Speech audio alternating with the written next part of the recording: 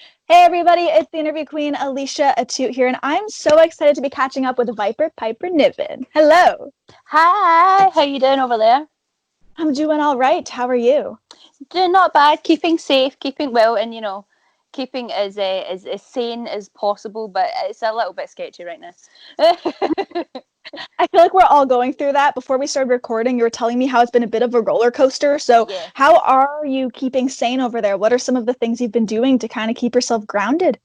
So it's weird because like some days I think about it and I'm like, I have so much time. I can spend it with my fiance and he's a girl. We can paint and we can go at these nice country walks because I live in the countryside. And I've been doing lots of things like I love yoga now. I never tried yoga before. Yoga is no joke, by the way. I thought, stretching, no problem. No No, biggie. it's a lot harder than that. It's a lot harder than that. I've been enjoying meditation, but I seem to go through like this emotional roller coaster where it's like some days like, oh yes, get so good, brilliant, let's be in lockdown forever. And then some days it's like, oh, why even get out of bed? What's the point? Yeah. Everyone's dying. So yeah, it Oh, swings and roundabouts. Swings and I mean, roundabouts. you mentioned a lot more chill things as far as the walks in the country and, just meditating and yoga. But at the same time, you've also been getting down in some video gaming, I've noticed. So, what are Yeah. what are some of those games that you turn to when you want some good competition? So for the moment, I'm a bit wrapped up in Forza Horizon 4. Now I Okay. thought it was going to be just like a really kind of driving game and focused on race and stuff, but it's not. Like there's basically I love it because I find something really therapeutic about careering through countryside at 100 miles an hour in a transit van. I don't know what it is. I don't know what it is. I'm just like, let's go smash up a village. Yeah. It really helps me get some of that out. So yeah, I would definitely recommend it. Yeah, and I've played a lot of Red Dead. I've played a lot of. We just downloaded. It's not a new game, but it's new for us because we downloaded the Batman Telltale series. I don't know if Okay. you ever play it. It's really good, and the Wolf Among Us. It's like I kind of imagine it as those Goosebumps books that you used to get as a kid, where you Yeah. selected what page. It's like that except a video game. Oh, that sounds amazing. Yeah, yeah. You pick like so people say things to you, and you pick how you react, and you can go like totally hard ass Batman, or you can go kind of rational Batman and stuff. For the most part, I'm like street justice. That sounds like so much fun, though. Like, it's It's another good good. way to just get your mind off of things and kind of become Absolutely. another character? Yeah, absolutely. Just and again, get out some of that we're all feeling. So if anybody is going through that coronavirus emotional roller coaster, just know I am there with you. The end is in sight. We will get there. One thing I'm very curious about and that I'd like to know a little bit more about actually is your tiny obsession with dinosaurs. Where did that come from? So I'm trying to think where it actually started. It was a kind of like it was a gradual thing. I think a lot of it came from like how unicorns had a big burst in popularity suddenly, and I'm kind of like one of those people where if you come to me like so Game of Thrones, I am in the percentage of people that have never seen Game of Thrones, and I won't because people won't stop talking about how good it is. Like if something's You're like against really the grain. yeah. I'm cool. I'm not mainstream. I've always weirdly been a bit like that all my life, and the chances are, with most things, I will find out about them, but in my own time. Don't force me. So I think a lot of it came from like unicorns got super popular, and I was like, unicorns. It's not even. It's not even dangerous. And you had teeth. Do you know what we should really be wearing? Dinosaurs. And It's then so cute because you have so many of these little dinosaurs and like plush ones and toy ones. I'm like, she's in a dinosaur fantasy. I'm living my dinosaur fantasy all the time. There's Derek's over there. There's like loads. Just look, hey, I just bought these today. Dinosaur socks. Right, they're Those so are adorable. adorable. And they're glittery, so but they're dinosaur and glittery. I can't really ask for much more than that. You No, can't turn that down. Just can't. right, right. It's the best of both worlds. It's pretty, it's girly, it's glittery, but it's a dinosaur. One of the things that I really want to talk about with you is how you're the Vixen of Violence, and it's been amazing to see that carry over into WWE NXT UK.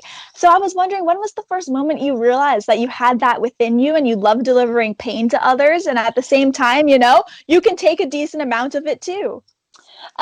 So I kind of went through like a bit of a transfer. I think like a lot of people come into wrestling and perhaps they already have like a character in mind or a character they want to get across and stuff. But nowadays, I think when people kind of see my character and stuff and then they see me in real life, they kind of think, you're not that different. But it really, that didn't used to be the case. So when I first started wrestling, I was super, super unconfident, like had absolutely no, I wouldn't say booty a fly, essentially. I didn't look at people and stuff, and I came out of like a bad relationship and had like terrible self-esteem issues from it. And so wrestling was kind of like just a way for me to build up confidence in myself. And it kind of came to the stage of like, you're getting on shows now, you need to be thinking about a character, and you're thinking, I need to be in front of a crowd of people in lycra. That was a very like terrifying thought for me, and so I kind of thought like, well, how am I going to act confident and brave and like I don't care when really all in my head I'm always thinking, oh my god, oh my god, oh my god. And so I kind of thought, well, do you know what, you don't have to be confident, Viper does. And so I just started to think like, no, like Viper is confident and she doesn't care when anybody like thinks if she looks fat or whatever, she wears what she wants. And and gradually as Viper kind of became more confident, Kim learned to be, Sorry to yeah, and then it kind of became like so much of our wrestling career really is just me kind of going out and having a laugh, because like I managed to become this confident badass person through her, which That is makes nice. me so happy. So yeah, I think that, I really think I started to get confident with who I was as a wrestler and who I am as a person around about my second tour of Japan. I came over my first tour and Rossi wanted a big angry heel. And I was like, okay, that's what I'm going to do. And kind of over the course of like, I think my first tour was 3 months. And over the course of the 3 months, everybody kind of realized, like, you're not a monster at all. What are you doing? You sort are a fraud. And it was actually Rossi that came up with the term Megaton Barbie. I think because it was Megaton Power was my Japanese nickname, and he goes, "Oh no, real life, Sweet Viper. Maybe next time Megaton Barbie." And I was like, "Oh, Rossi, that's such a banging idea." And so from there, it was like from there, I started to kind of be more myself in the ring and have my pink and my shiny colors and stuff, and that really was really popular over there. And it seemed the more I became myself in the ring, the more people loved it. And now I'm kind of just like coasted on the kind of fact that I'm just gonna be myself and hope everyone likes it. Seems to have worked though, and one of the things I did want to bring up, and I'm glad you segued into it, was is your confidence, because you even out front, even in your Twitter bio, you write plus size wrestler, and I think the fact that you embrace it is an absolutely wonderful thing for other people to see as well, because regardless of what you look like, I'm speaking from experience, like you literally go through ups and downs almost every day. It's just human nature. So the fact that you really are just like confident within yourself and you even label yourself as certain things, I think that is such a badass and amazing approach to it. Yeah, I think that there's something that people can throw at you that they've obviously thrown it at you with intent to hurt or to be negative and stuff like that. And so for me, it kind of started to become not necessarily a badge of honor, but it was like, yeah, I'm big, and what? And do you know what? It's something that kind of it's just sparked a memory in my head. Do you know what it was? I think maybe like a pivotal thing for it, like because there was a long period of my career I did feel ashamed of it being big, and because women's wrestling in particular has went through a drastic change in 10 years, and that's kind of how long I've been wrestling. So at the start, there was kind of a lot of not confused places or confused faces or such, but it was a kind of yeah, she works all right, but well, she didn't look so good in a bikini. So, you know, there was like stuff like that. Yeah. And I remember once I got like a German interview team asked to send me some questions, and they were really, really bad. They were really terrible. But one of them in particular said something along the lines of, don't you feel um, pro wrestling is more difficult for people your size, or maybe something to not even that degree of politeness. And I kind of thought, do you know what? That is the silliest thing I've ever heard in my life. Right. The whole point of wrestling is to pin your opponent to the mat for 3 seconds. Now, if you're a betting girl, are you going to bet that the 120-pound girl is going to pin the 220-pound girl, or the That's, other way around? You know what I mean? that's Like, such an incredible way of thinking about it. Like literally just bare bones wrestling. That's what it's all about. right, right. You know, I was kind of like, you guys haven't really thought about this, have you? Ooh. I don't think I even responded to the interview because I was like, this is ridiculous. I give up.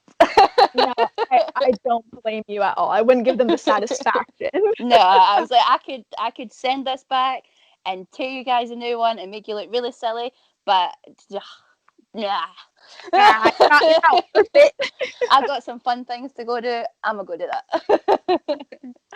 Now, there we had briefly mentioned Megaton Barbie, and of course, we're talking about Barbies there, but I also know Disney princesses are something that you also bring up very frequently. So, to you, who is that ultimate Disney princess? Whether it's one that you admired growing up, the movie that you watched the most growing up, which one do you just Well, my favourite movie was Pocahontas. Everybody love? thinks it's Aristocats, and I do, like, Aristocats has a special place high up in my heart, but my favourite one is Pocahontas. I think maybe because I'm quite a naturey person, a little bit hippie sometimes, and look at the beauty of the grass and the sunshine. But I think, do you know who doesn't get anywhere near enough recognition, and she should? Nanny from Stitch. Okay. That, you know, she is, she doesn't get anywhere near enough recognition for, you know, the hard work that she put in looking after Lilo, although sometimes she did a terrible job, and you know, those thick thighs that save life. I love it. We're going to give her a proper shout out on the Yeah, She well, deserves it. surely she should be some type of like intergalactic princess by now. You know, because they live in the house with Stitch, and you know, they're part of the Federation and whatever. So if Lilo's like a kind of space queen, maybe, and you know, Nanny is a space princess. I love your theory. Gosh, well, Piper, I want to just say thank you so much for hopping on here, for taking the time. It's been an absolute pleasure getting to No finally do problem. this, get to know you a little bit better. So thank you. No, thank you so much for having me. It's been awesome. It's my absolute pleasure. To everyone watching, say a huge thank you to Viper Piper Niven for taking the time and being on here. She is absolutely awesome. And I'm the interview queen, Alicia Atout. Be sure to check out aliciatout.com for all exclusive interviews and features, and we'll see you next time. Bye.